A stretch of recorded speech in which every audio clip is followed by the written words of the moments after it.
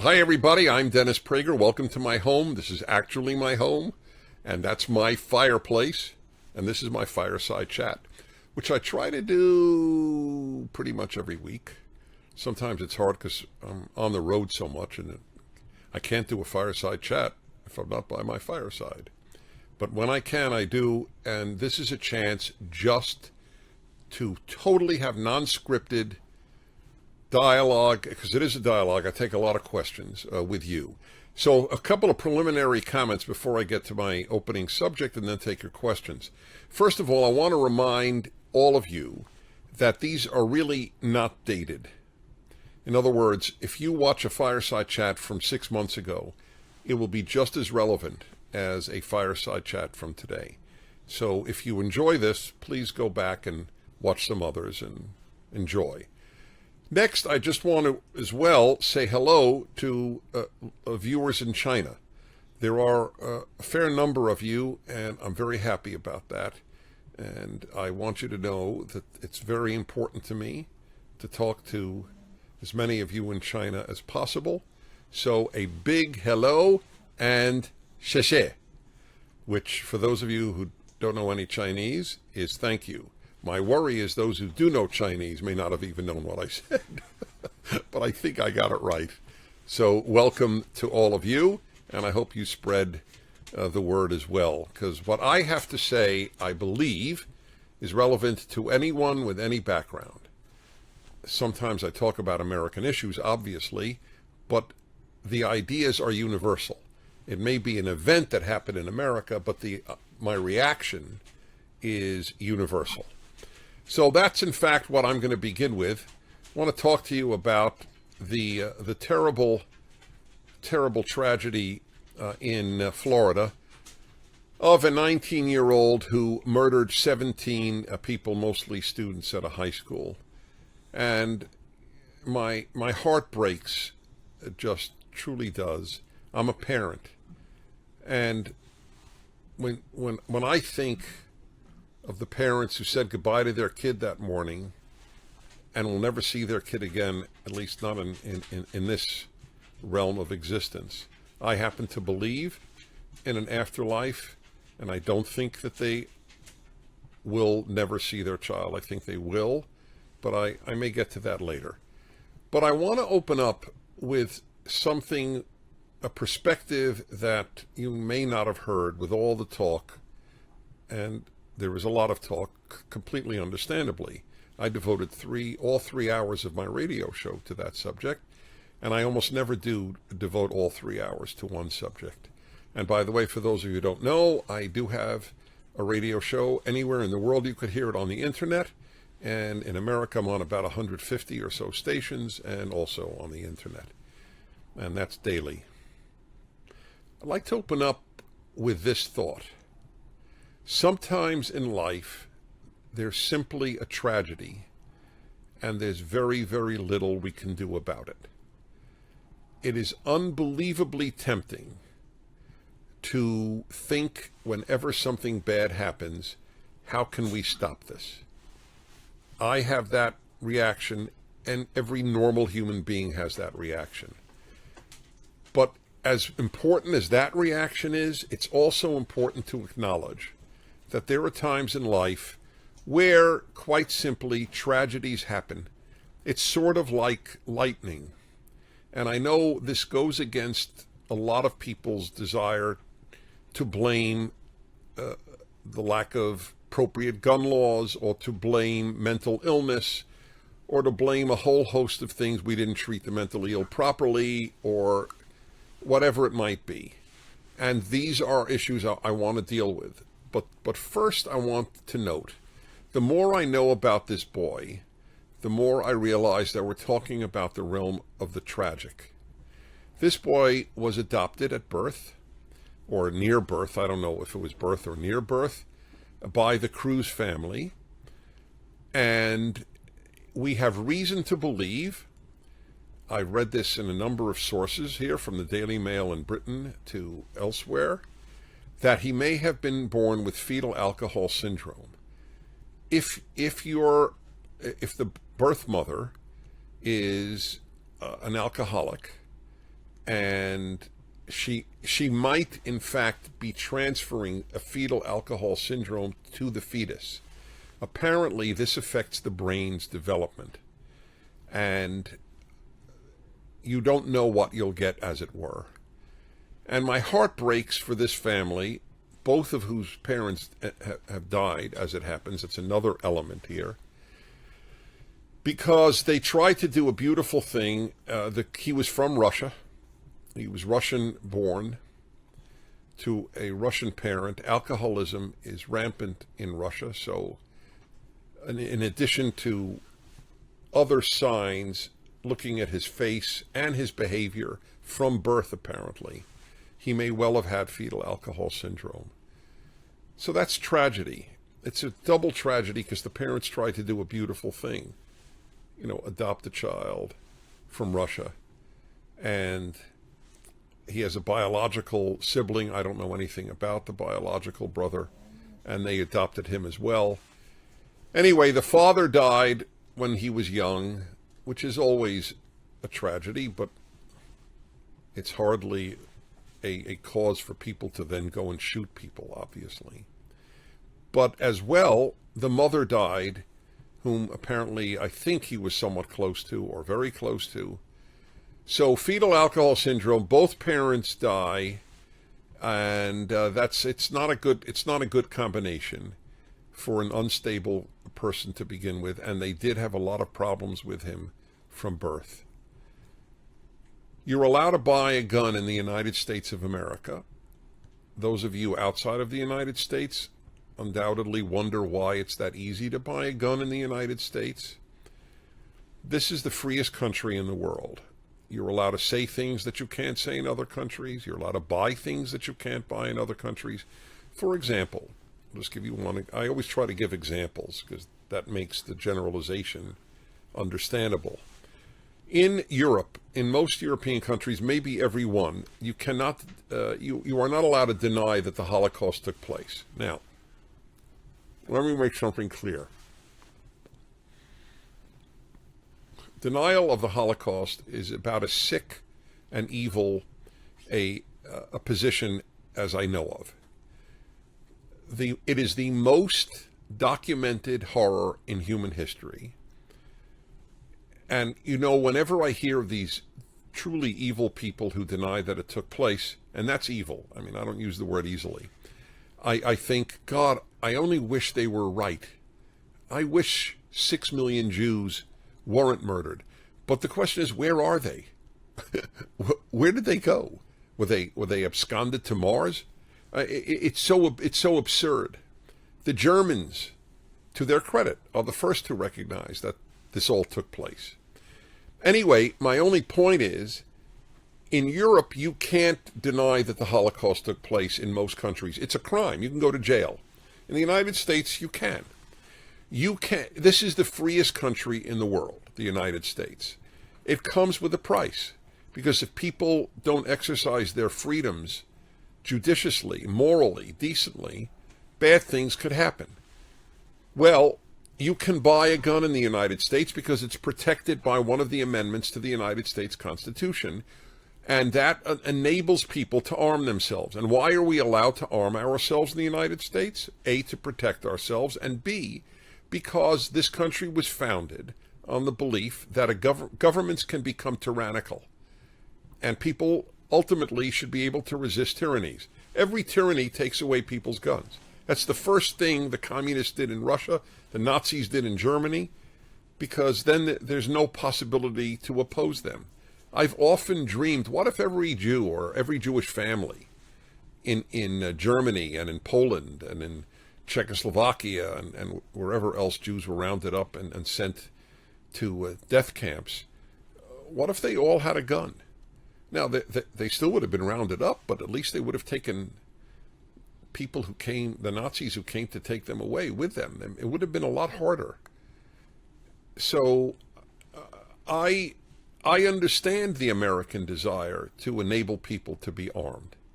And vast numbers, the very high number of people who have defended themselves with guns.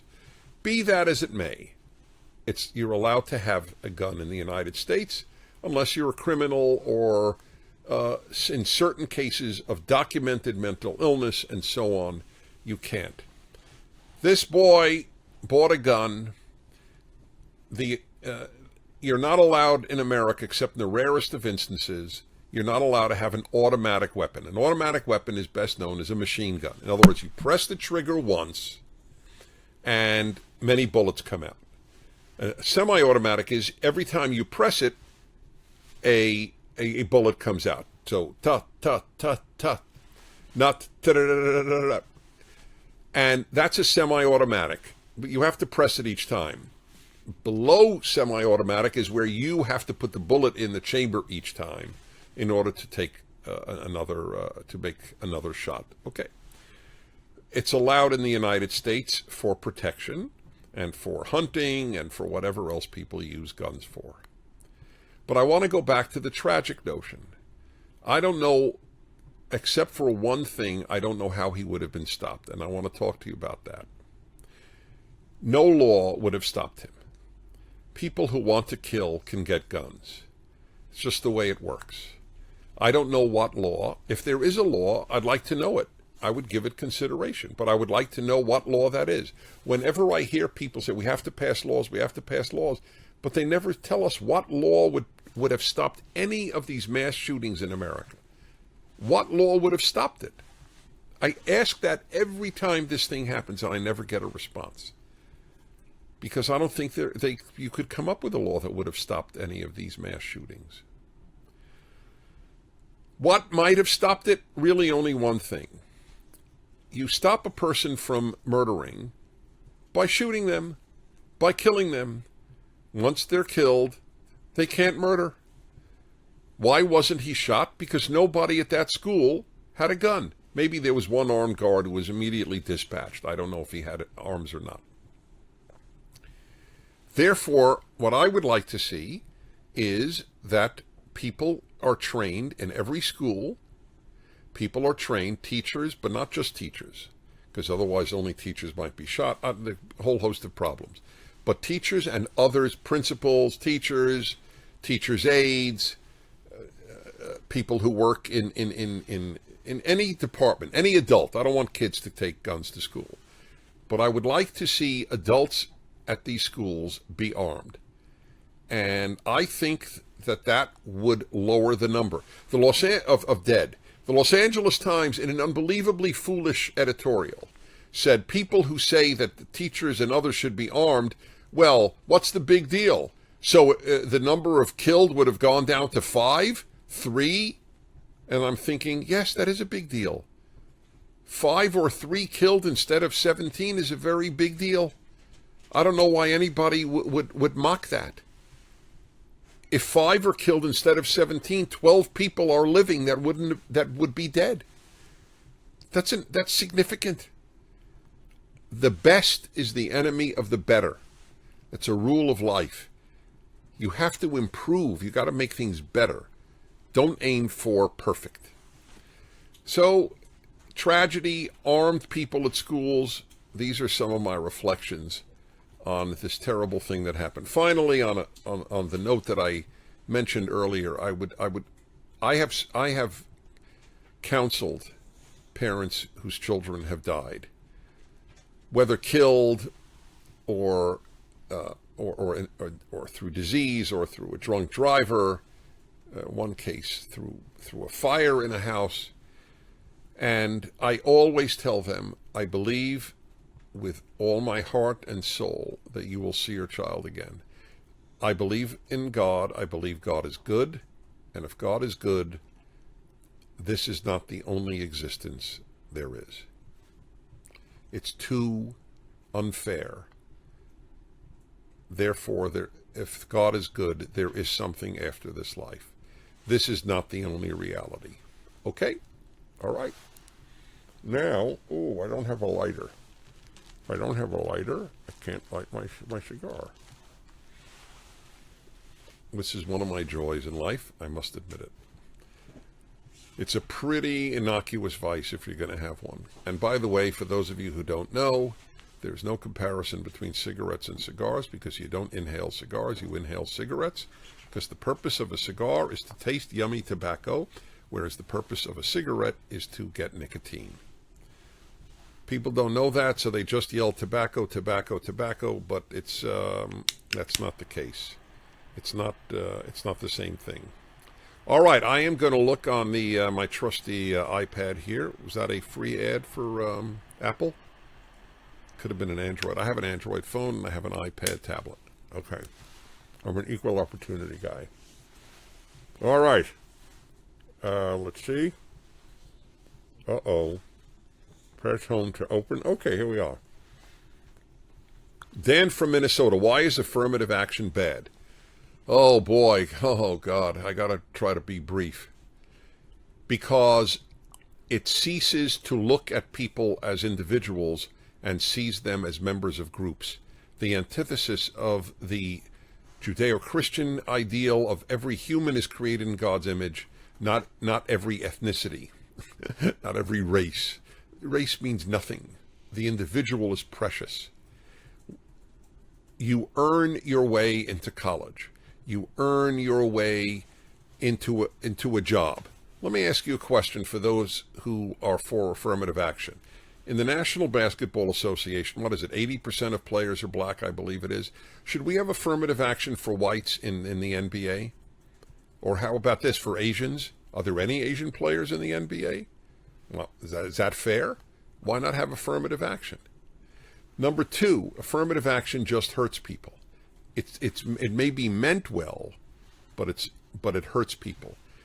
Because if you haven't earned your way into a job or a college, let's say, then you may not be up for the job. You may not do it well enough. You may not do well enough at that college.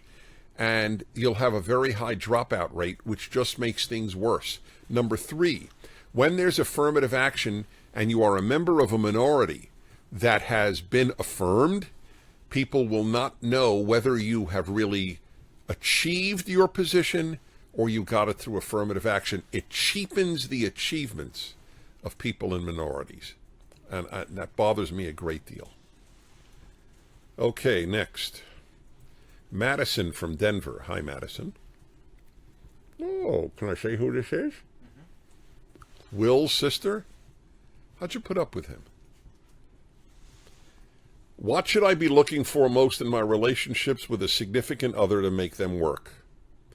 Okay, are you ready? Can I give an adult answer here? Yes? Okay. This is what I think you need to make a love relationship work. You have to have these three things of you respond positively to the person. Your mind, your heart, and your sexual being. All three have to respond. Not equally. It doesn't have to be 33, 33, 33. It could be 50, 30, 20. That's okay. But all three have to be present. Not two of the three, and certainly not one. All three have to be present for it to work. Having said that, that's not the only thing. That's a big thing. That's the sine qua non. That is the indispensable basis. You have to respond to the person with your mind, with your heart, and with your genitals. All right, to be adult in my response. But even that's not enough. Then there's values. People say to me today, well, I really love him or her, but, we have totally opposite politics. Well, opposite politics is a euphemism. What you're saying is you have opposite values. I mean, it used to be maybe politics. Now there's a values gap between left and right that is unbridgeable. The person may be a wonderful person. I'm not denying that, but that's not enough. The person you marry should be your best friend, right? And you want to share everything with your best friend. You don't want to have to hide part of you from your best friend. So the more you have in common, the better it is. Opposites may attract, but they don't tend to last. Maybe opposite personalities, that's fine. Opposite personality is not an issue. Personality is not a values issue. Okay? That's good stuff. So Madison, take care, and take care of Will. He's a good guy. Dan from Minnesota. Oh, he did that. Madison from Denver. That's twice. Jake from Prager Force in Illinois. Hi, Jake. Thanks for being in Prager Force. What is the best way to turn someone on the left to the right? It's actually not difficult. If the person has an open mind, I know this sounds amazing, they'll turn. All a person needs to go from left to right is an open mind and commitment to common sense. Because, hey, that's my bulldog who's sniffing, in case you're hearing him sniffing. Do you see Otto in the... I don't think so, right? We don't see Otto, but okay. Otto is a very lovable dummy, but very lovable. I don't seek brilliance in my dogs, and he's clearly not. Okay, but they're here. He and his brother, who's a basset hound. Anyway, best way to turn someone left to right is to present honorably, honestly, intellectually, dispassionately our arguments. They're all rooted in good values and common sense. That's the best way. That's why Prager University has been so effective.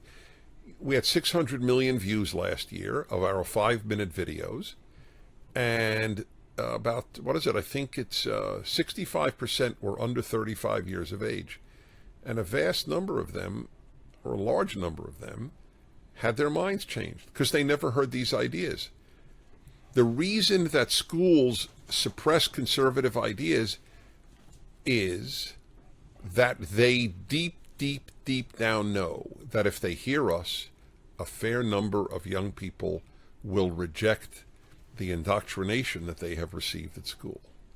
That's the case. That's why our mere appearance at a college campus or a high school is so threatening.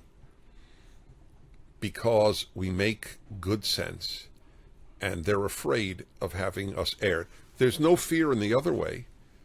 I want people to read, I want conservatives to read left-wing stuff. If you don't, you should. Absolutely. And I have my whole life. My show has a subscription to the New York Times. We read it all the time. I have no fear of people reading left-wing views. I think that it actually reinforces their conservatism, but doesn't help the other way around. If they read us, then if they have, again, it was a big if, an open mind, there's a good chance they'll change. Dennis from Texas. How do we stop mass shootings? Hello, Dennis from Texas. We can't stop them. It's like stopping. We can minimize, but we can't stop. We can't stop drunk drivers. We can't stop all crime. In this world, evil takes place. We have to do our best. I addressed that issue with the opening of the of my commentary here, or my little chat with you. And I spoke about, I think that every school should have adults who are armed. But I also believe in a larger issue. I mean, if we have more stable homes, if we have more people with good values don't shoot people. And that should be pretty clear. Adrian from Austin. What inspired you to make PragerU? Excuse me. What inspired me? Well, I was actually, it was Alan Estrin's idea, the co-founder of PragerU. He said one day to me while I take listeners on cruises around the world. I have for 25 years. On one of these cruises about 6 years ago, he said, Dennis, I think we should start a Prager University. Alan never jokes. The last time Alan told a joke, I think he was 11 years old. And I didn't know him then. So I've never heard Alan tell a joke. So I knew he was serious. But I said, fine, thinking, what am I going to say? No? I just said fine. But he was serious. And he thought of the idea of 5-minute videos. And it took off beyond any, to say wildest dream. I didn't even have a wild dream that we would have 600 million views in a year. I pray we'll go to 1 billion and more, and around the world, because a good value is universal. There's no such thing as a good value just for Americans or a good value just for any other group. That's how it started. I want to change people's minds because I want a good world. A lot of bad ideas out there. Justice from Miami. Is that like a common name now?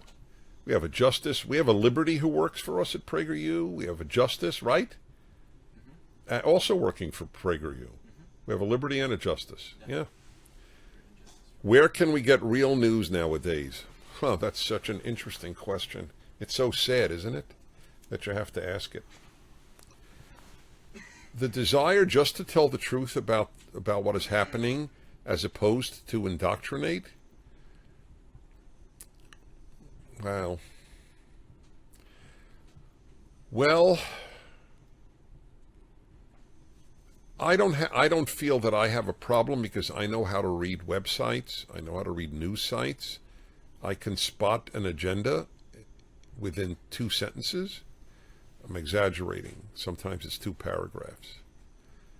But I think that a combination of worthy sites that are serious, it depends on the issue. Let me put it to you this way. For example, if you want news about an earthquake in Latin America, you'll get the truth on most websites.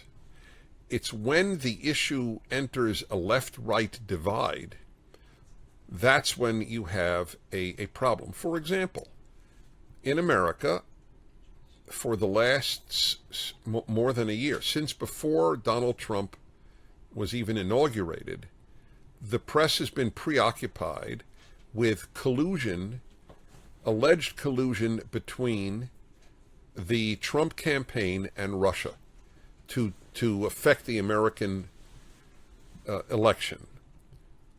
But it's been much more hysteria than it has been news. You know, I'll give you another example. By the way, because we don't have any basis for that belief. Maybe something will come out, but thus far it's been nothing. It's just been an agenda to delegitimize the election of Donald Trump. Whether you like Donald Trump or not, that's the issue. I'll give you another example. The Los Angeles Times actually announced about 2 years ago it would not publish a letter or an opinion piece or anything else that in any way took issue with the global warming agenda. No, not agenda. That's my word. Global warming scenario. And what is that? That's very important. It's not merely that somebody will say the globe isn't getting warm. Very few people say the globe isn't getting warmer. The question is how much warmer. The question is, will it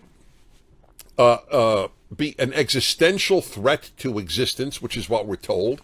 You know, this is the greatest threat to humankind, which is nonsense. And what's causing it? We have a number of major physicists giving courses at Prager University, like Professor Hopper of Princeton.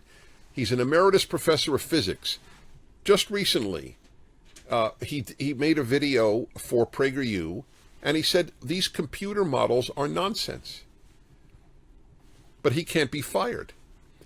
So he's not afraid to take a dissenting view. Here's an emeritus professor of physics the LA Times won't print. So the bias is terrible. Okay, what's our story on time, gentlemen? How many more questions? A couple of more? I'll put it on, sure. Huh? You'll put it on when we're ready to go? Okay. Jacob from Pennsylvania, what is the best argument for the existence of God? That you're watching me talk right now and understanding it. I am... Here's... I mean, what do I mean by that? I mean, do you really believe, does one really believe intelligence came from nothing? We went from rocks to me dialoguing with you now on its own. We have zero, not a little, zero evidence that we can go from inorganic to organic, let alone to intelligence. But here's a great argument that was made by a rabbi many years ago. What do I do with my lighter? Here it is. A great argument.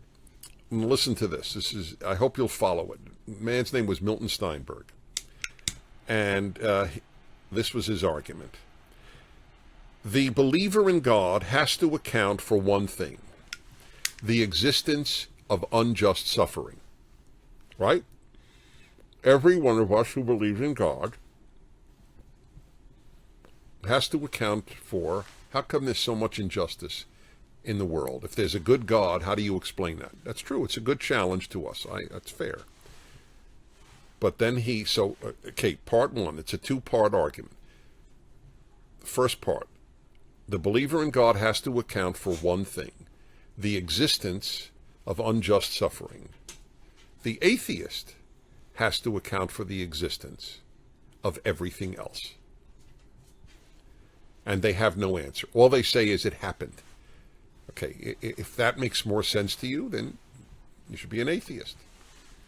As Charles Krauthammer, who's an agnostic, he's not a believer and he's not an atheist, said when I asked him on my radio show about a year ago, it's very powerful. I'm paraphrasing though. I said, "What do you think of atheism?"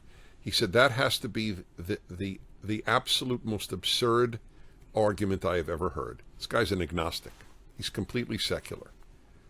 He said, to believe everything came about on its own, that's just absurd. Justin from Spain. Are countries like Sweden, Finland, and Denmark examples of socialism working?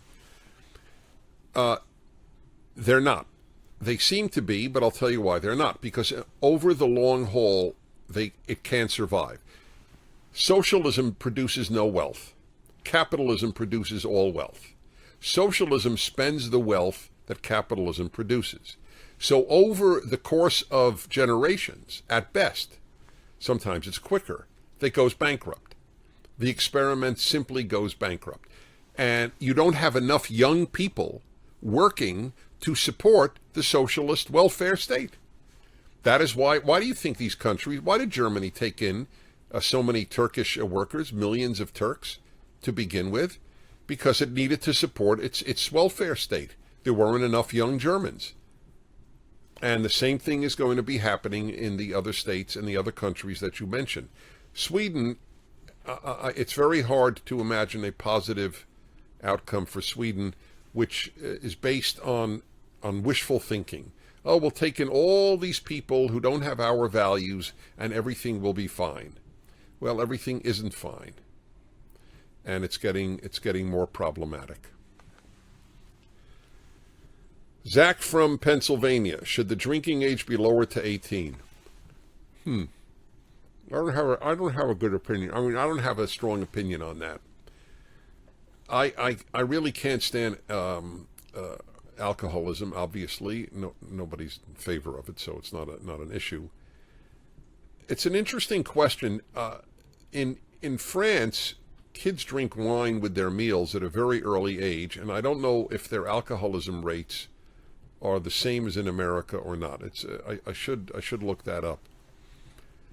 I know for religious reasons, as a religious Jew, I was raised in a home where every Sabbath, every week at the Sabbath meal, we all blessed the wine, and from a very early age, I drank the wine at the meal. As it happens, I have no taste for wine now or alcohol, and I prefer to use grape juice as it happens. But the alcoholism rate among religious Jews was very small throughout Jewish history. I think it's rising now. I'm sure it's rising now, but I don't know if it's high now. In other words, when people drank to sanctify their meal, they were less likely to become alcoholics than if they drank to get high or to get drunk. I don't know. I don't know if it would be a good idea. 18. I have to think that through. So you got me on an I don't know her on that one. And let's see. Is this the final one? No. James from Philadelphia. What is your opinion on the hookup and casual sex culture of our generation?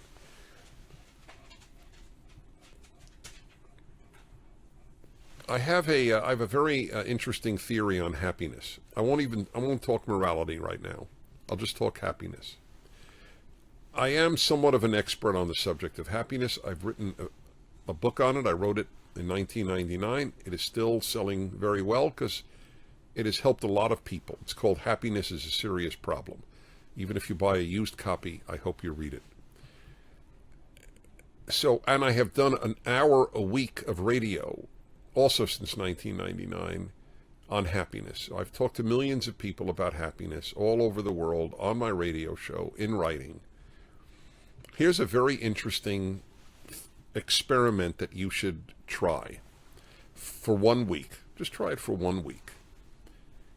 Before you do anything, I mean anything, ask yourself, will doing this make me happier?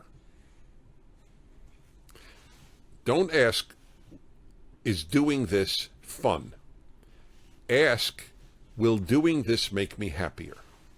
My suspicion is that most of the time in the hookup culture, if the female of the hookup were to ask herself, will I be happier if I sleep with this guy whom I barely know? Will I be happier tomorrow?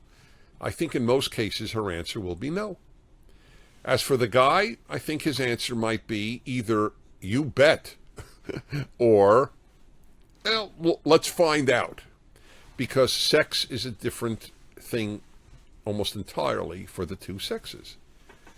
And I think a lot of women have had their happiness quite hurt by the hookup culture. I'm not a prude. I didn't give you a religious argument. I didn't give you a moral argument, a very pragmatic argument. Ask yourself the question, will doing this, by the way, do it with anything. If you watch 3 hours of TV, watch 1 hour of TV, 6 hours of TV. Ask before you watch, will I be happier because I watched this TV show? Will I be happier? And the odds are the answer is no. Ask yourself this question. Will I be happier if I play a musical instrument, if I practice a musical instrument for an hour tonight? Will I be happier? In other words, will I be happier if a year from now I can play piano or the violin or the guitar? The answer, of course, is yes. In other words, there is a real conflict often in life between fun and happiness. I have a whole chapter on the difference between fun and happiness in my book. Fun is what you experience during an act. Happiness is what you experience after an act. I have the biggest project, the hardest project of my life coming out shortly. And it is the first book of my 5-volume commentary on the first 5 volumes of the Bible. It's called The Rational Bible. If you think the Bible is for idiots, this is the book you should read. If anything I've written will change a life, I believe it is my book, The Rational Bible. You can pre-order it on the internet. I know I sound like I'm selling a book. Believe me, nobody writes commentaries on the Bible to become a millionaire. So I don't have a problem telling you about this from that perspective. But you know what? This is my 7th book. And it's not fun writing a book. Believe me, it is much more fun to play hearts on the computer or to do any one of my multitude of hobbies or just go out to eat. There are 100 other, watch a movie. That's a lot more fun. But I have happiness from the books I've written. It gives me a certain sense of accomplishment, which is a big deal. And so, back to the hookup culture.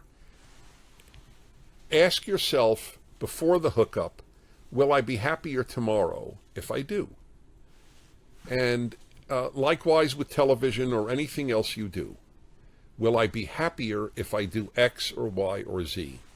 And I think you will come to a lot more wise of a response about what to do with your life.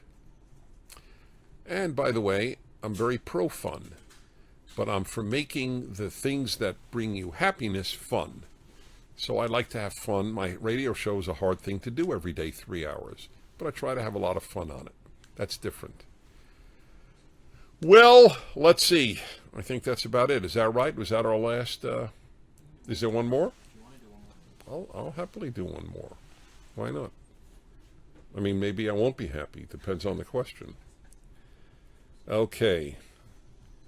Mara from Colorado Springs. Is cheating on your significant other always immoral? Wow, would I love to know what prompted that question. Whew. Okay. I'm, if I may use the word, I am a theologian. In other words, I have written and taught religion my whole life. I take it obviously very seriously. One of the things that a lot of religious people do not recognize is that there are gradations of sin. I don't think that God regards murder or child molestation the way he regards stealing a pencil from your place of work. They're both a sin. They're both wrong. They're both immoral. But unless God has lost his mind, God regards murder and child molestation as more serious a sin than stealing a pencil from your place of work. And by the way, I'm very strict on the stealing issue. I've never taken a towel from a hotel. I believe very, very strongly.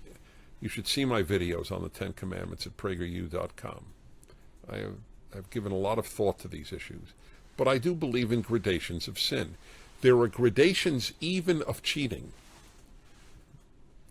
For example, the worst form of cheating on a significant other is where you have humiliated that person, where you've done it publicly. Because humiliating a person is a terrible, terrible sin. So that's like the top level, or the worst level, I think, of cheating on your significant other. But now I'll give you the least, while acknowledging that adultery is adultery. I'm not denying that. There are gradations. I knew a man. This is not made up. I knew him and I knew his wife pretty well. They had a number of children. They were a spectacular couple. They were both physicians. I loved these people. They were utterly faithful and loving to one another. And she got Alzheimer's at a pretty young age. It's a terrible tragedy. He took care, he bathed her, he cleansed her. He wiped her after she relieved herself. He took care of her completely. But people with Alzheimer's can live a long time. Over the course of time, when she had already even lost the ability to identify who he was, so bad was her memory affected, that he did in fact fall in love with a woman. And he did not marry her until his wife finally passed away from Alzheimer's. But I am not going to sit here and tell you this man, was a bad man or committed a terrible sin. Yes, it remains a sin, but there are gradations of sin. I think that's what God wants us to understand. That's why God gave us a mind. And we're not robots. Okay. That was an intense final question. Ooh. All right, so I said hello to my Chinese viewers. Told you to watch previous Fireside chats. Watch our videos at PragerU. Enjoy my radio show. And oh yes, I really do believe it'll change your life, my book, The Rational Bible. It's a massive commentary on just one book, the book of Exodus. But it explains very, very important stuff. Like, why didn't the Bible outright ban slavery? I answer the question in that book. Until the next Fireside chat, I'm Dennis Prager. Thanks for watching.